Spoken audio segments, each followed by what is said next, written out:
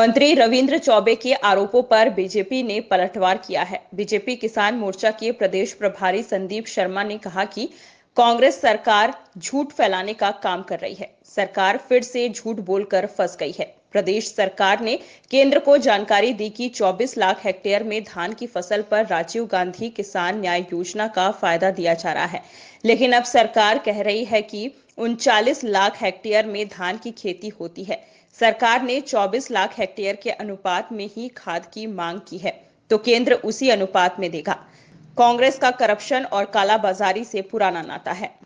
देखिए, सरकार एक बार फिर से झूठ बोलकर फंस गई है।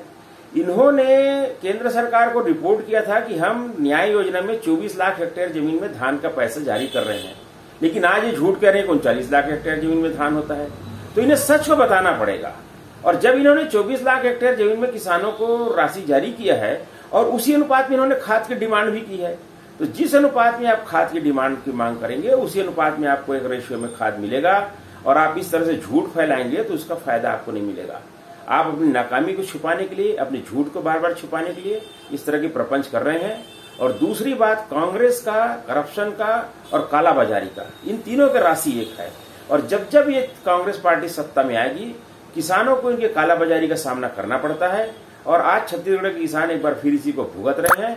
कोरोना काल में सूखा राशन वितरण में स्कूलों में करोड़ों के घोटाले के सामने आई है।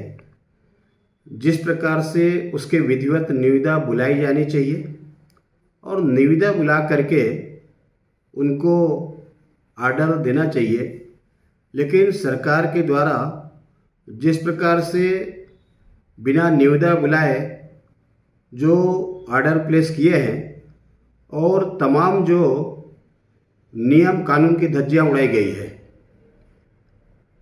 पिछले विधानसभा सत्र में कुछ आवश्यक सामानों को लेकर के प्रश्न भी किया गया और जवाब में ये बात आई भी है।